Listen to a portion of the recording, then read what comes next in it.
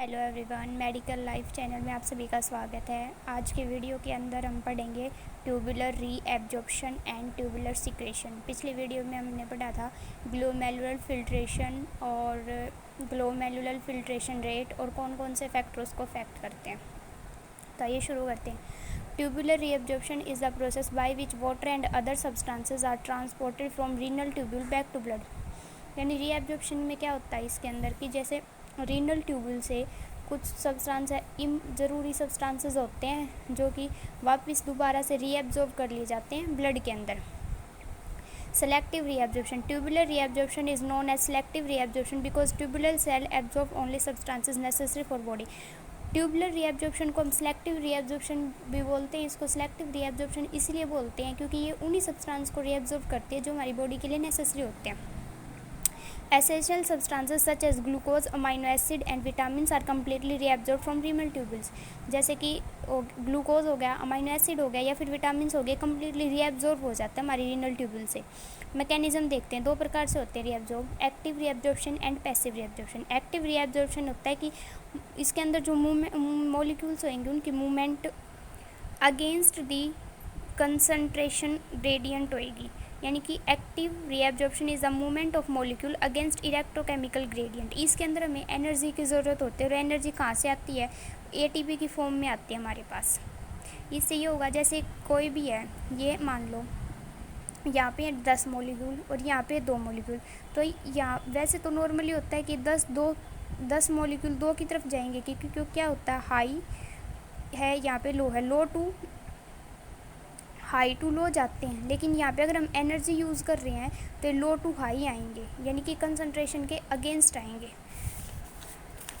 Substance कौन कौन से सब्सटेंस है जो रीएब्जॉर्ब होते हैं एक्टिवली? जैसे कि sodium, calcium, potassium, phosphate, sulphate, bicarbonate, glucose, amino acid, ascorbic acid, uric acid and ketone body. Passive transport क्या होता है? पैसिव ट्रांसपोर्ट होता है movement of molecule along with concentration gradient. इसके में क्या होगा कि जैसे अलोंग विद, यानी इसमें क्या होएगा, हाई टू लो जाएंगे, इसके अंदर ना ही हमें कोई एनर्जी की ज़रूरत होती। अब पैसिवली कौन कौन से होते हैं? क्लोराइड, यूरिया एंड वाटर होते हैं। अब रीएब्जॉर्प्शन की साइड देखते हैं। जो रीएब्जॉर्प्शन होता है वो हमारे जो नेफ्रॉन होता है उसके ट्यूबुलर पार्ट होता है उसमें कंप्लीट में होता है। जैसे पीसीटी में भी होएगा, डीसीटी में भी होएगा और लूपोफेनले में होएगा। बस वहाँ पे उनकी जो अमाउंट है वो वेरी कर जाता है, किसी में ज़्यादा होएगा, किसी में कम होएगा। अब देखते हैं सब्सटेंस रीएब्जॉर्ब फ्रॉम पीसीटी, ये इसमें सबसे ज़्यादा होते हैं पीसीटी में 80%। Substances are reabsorb from PCT. PCT में कौन कौन से होंगे? Glucose, amino acids, sodium, potassium, calcium, bicarbonate, chloride, phosphate, urea, uric acid and water, ये हमारे पीसीटी के अंदर रीएब्जॉर्ब होते हैं।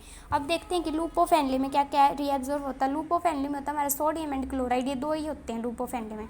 हमारे डीसीटी में क्या क्या होता है? डीसीटी में होता है sodium, calcium, bicarbonate, water and water reabsorb from DCT के अंदर होते हैं। नेक्स्ट देखते हैं हमारी ट्यूबुलर सिक्रेशन क्या होती है। Tubular secretion is the process by which substance are transported from blood into the renal tubule.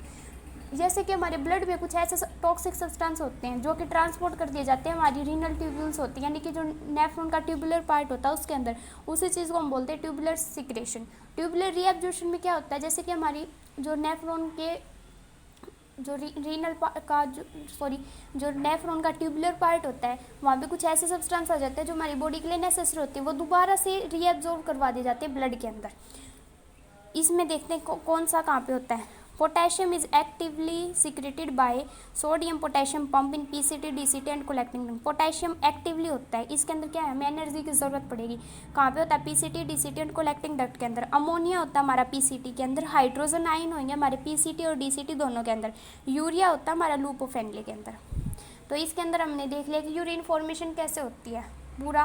पिछली वीडियो में हमने कर लिया था ग्लोमेरुलर फिल्ट्रेशन रेट और इस वीडियो में हमने कर लिया हमारा tubular reabsorption and tubular secretion.